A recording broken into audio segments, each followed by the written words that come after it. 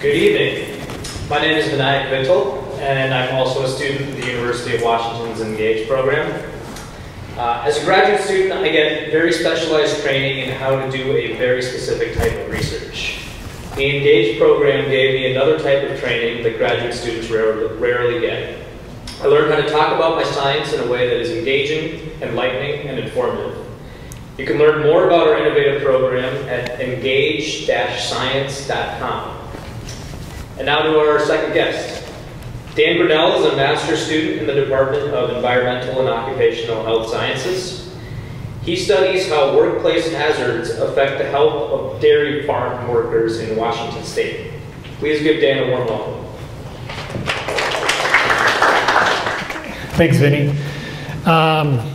Like Vinny said, I'm Dan Grinnell. I'm a graduate student at the UW School of Public Health in the Department of Environmental and Occupational Health Sciences. And more than anything, I'm interested in how what you do in your job affects your health. And today I'll be talking to you about some of the common hazards that exist in dairy farms here in Washington State, and how the changing structure and workforce of this industry, the dairy industry, requires us to change the strategies that we use to educate workers on safety. But first, I want to start this talk off with a question for you. Do you remember the last time you went to the store to buy milk? Do you remember what the milk carton looked like? It probably had information on it, like the percent milk fat, and whether it was produced organically or conventionally. And maybe it even had a story about how the cows of that dairy farm were treated humanely. But what you won't see are the stories of the workers who help process this milk. Who are these workers anyway? What are their work conditions like on the dairy farm? Well, in order to answer these questions, I'll have to tell you a story about Hugo. Let's say that this is Hugo, and he works on a dairy farm here in Washington State. Hugo never went to school and is unable to read or speak English. At 5 a.m., he starts his day herding the cows in the dairy parlor, where he sometimes fears getting kicked or hit, which has happened to some of his coworkers in the past. In the dairy parlor, he milks cows by attaching machines to tens, if not hundreds of animals, causing him to sometimes strain his back. After the cows are milked, he cleans the surfaces of the milking parlor and making them very slippery. And sometimes he loses his balance, causing him to fall onto the floor and damage ligaments in his knee. At the end of the day, Hugo feels exhausted, as he's constantly adjusting to his work schedule that requires him to work from 5 a.m. to 5 p.m. one month, and from 5 p.m. to 5 a.m. the next month. If you were to arrive on a dairy farm here in the US, you have to forget about the romantic image of a farmer milking a single cow into a bucket. Dairy farms these days have to be big and efficient in order to stay competitive and offset production costs. 24 hours a day, 365 days a year, hundreds if not thousands of cows are being herded into small milking parlor stalls to be hooked up to machines that pump milk out. During the last 40 years in the US, a shift to fewer but larger dairy operations has been the trend. Looking at the orange line in this graph, you can see that the number of operations with milk cows has declined from around 650,000 in 1970 to now less than 100,000 in 2006. Over the same time period, the blue line shows that the average number of cows per farm has rose from just 20, looking at the right axis, just 20 in 1970, to now 120 cows per farm in 2006. This trend continues today, and Washington State dairies are no exception. In Washington State, from 1990 to 2007, the number of dairy farms has decreased from 3,000 to around 800. At the same time, the blue line shows that the average number of cows per farm has increased from just 70 in 1990 to around 300 in 2007. This increase demonstrates the shift of milk production to larger, more concentrated dairy operations because of reduced costs per unit output. However, as the size and concentration of dairy production increases or changes in the US and Washington, so too does the diversity of the workforce. As modern dairy operations in the US expand, farmers have become increasingly reliant on Hispanic workers to milk cows and perform other essential farm tasks. Researchers have reported Hispanics make up 50% of the dairy labor in New York, 85 to 90% in Colorado, 92% in Vermont, and 94% in California. However, barriers exist with this new diverse workforce that may affect the ability of these workers to stay safe on the farm. Hispanic laborers on dairy farms many times have limited English language proficiency and lower education levels. Dairy farms in New York have reported that only about a quarter of Hispanic dairy workers have good English language skills. In addition to this, the Bureau of Labor Statistics has also reported that Hispanic or Latino workers are more likely to have less than a high school education and are also less likely to have or completed a bachelor's degree or higher. In addition to language and educational barriers, there are also cultural differences that influence safety behaviors. Hispanic workers may have different frameworks for understanding what cause injuries, or understanding of injuries and what are their causes. In the Hispanic culture, many injuries are understood to be caused by lay-defined illnesses that are not recognized by Western medicine. These include susto or nervios, which are fright sicknesses, which are caused by sudden frightening experiences or events, or mal de ojo, which translates into the evil eye, which is a look or stare believed to cause injury or misfortune to someone else. Many times workers believe that these are causes of their injuries and are not the cause of the hazards that are on dairy farms, and thus they do not seek medical attention.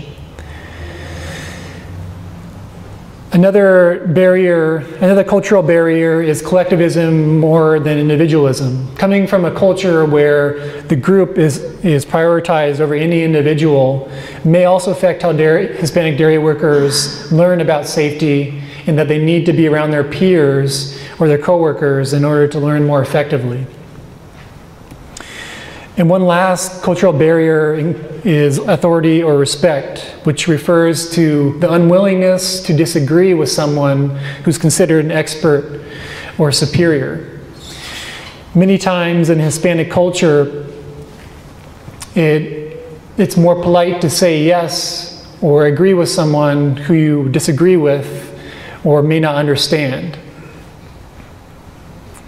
These linguistic and cultural barriers are important because sometimes the lower education levels, limited English language proficiency, and cultural differences may increase the possibility of injury. In the US, dairy workers are injured at higher rates than average for all job sectors.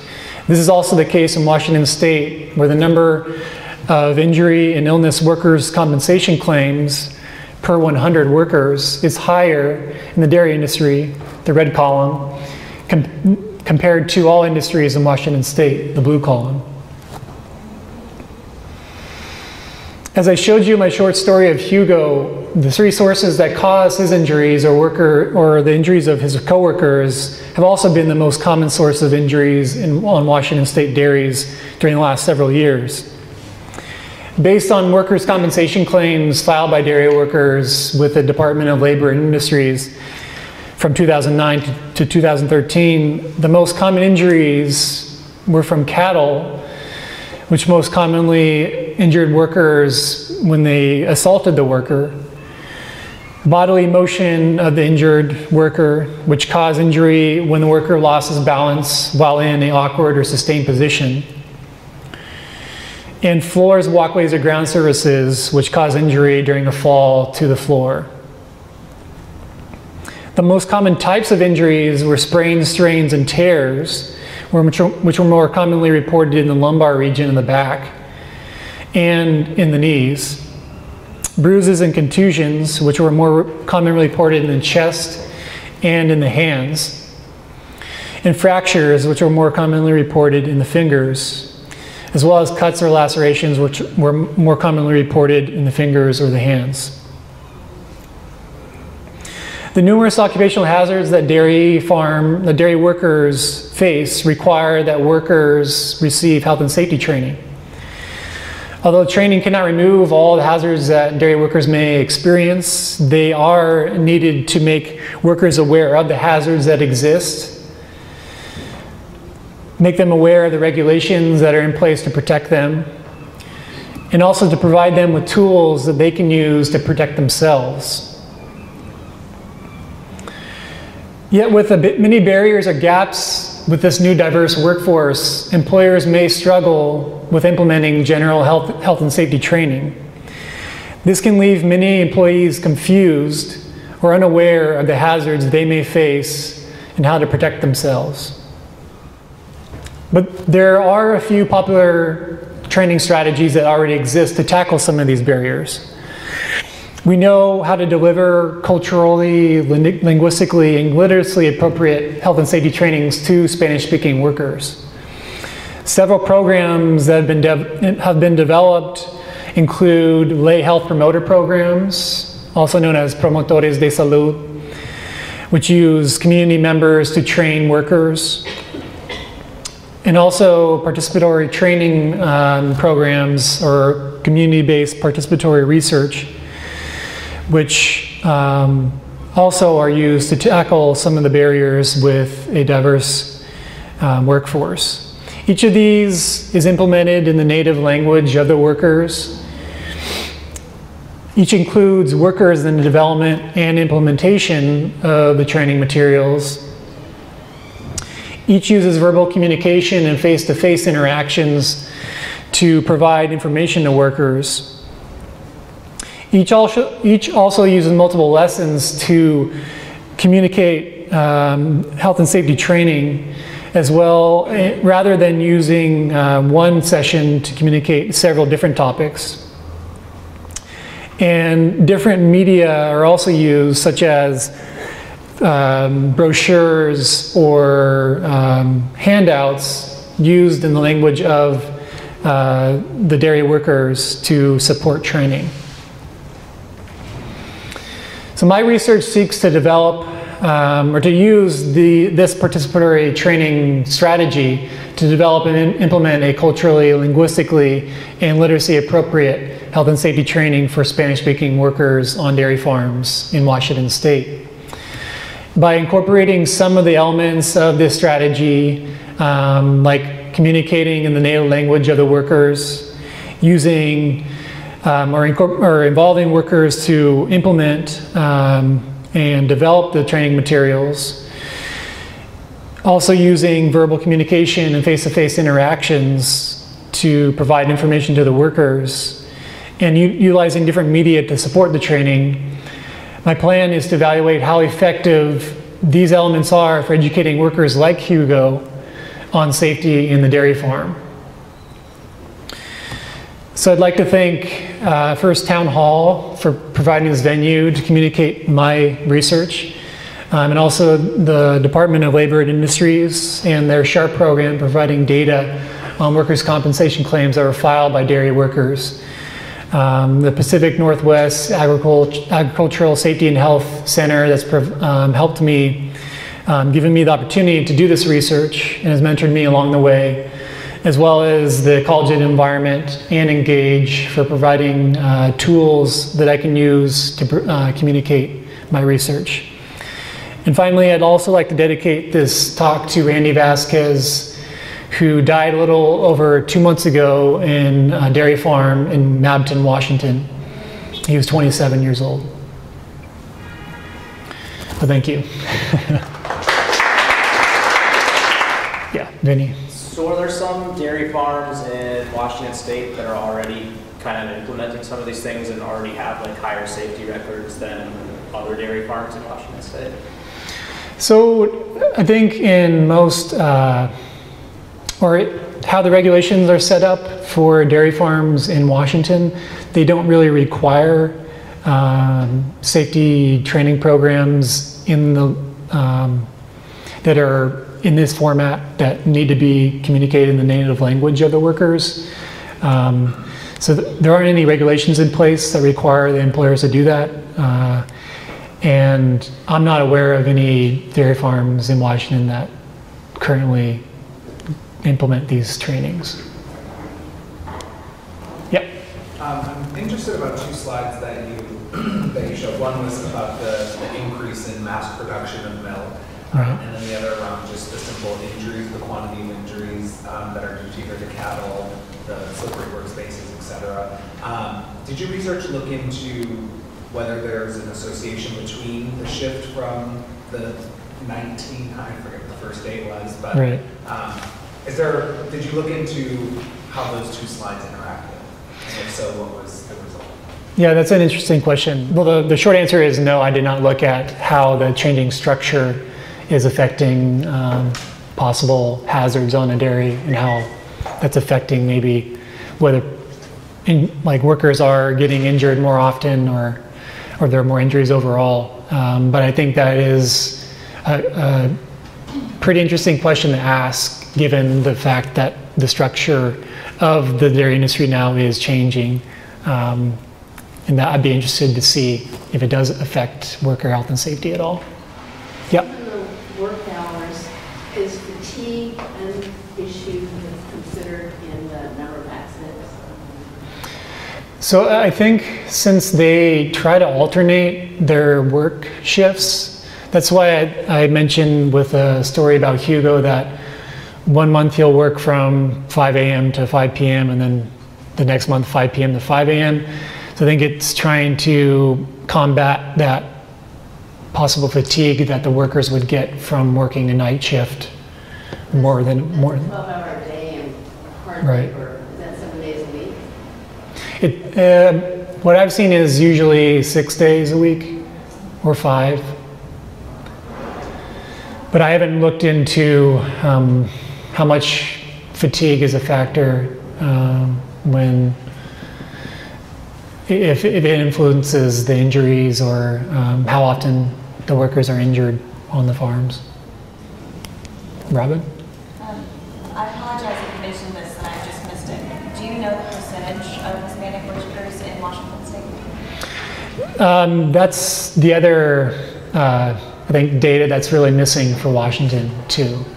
We only really have percentages of Hispanic labor in other states right now. Kind of anecdotally, from what the participants we've been working with are predominantly Spanish-speaking Hispanic Latino workers. Yep, Elizabeth. How long are one of these? You were talking about it's better to have multiple kind of lessons or modules. Mm-hmm. So in a single one, what is the time involved in this sort of education? I think usually if they're giving multiple lessons, it's probably over a certain number of days or a week. And so I think it's usually, they're like morning and afternoon sessions, and then they'll go over a certain number of days. And they try to incorporate task-related training so that they are talking to these workers on the farms where they're working and kind of having a dialogue about what are these hazards that exist and how can they prevent them or do things to protect themselves. Usually, I think it's over a number of days that they'll have these training sessions. You mentioned the different kinds of education, Mm-hmm. and I wondered, is another one kind of those radio or telenovelas? Is that another way to provide kind of education? Yeah, I think that's another method. It's not one that I've been researching, but people at the Pacific Northwest Agricultural Safety and Health Center at UW have also done telenovelas to communicate other types of hazards on other types of farms. But that is another method that I think has been used in the past to train agricultural workers. Yeah. Okay, well, thank you again.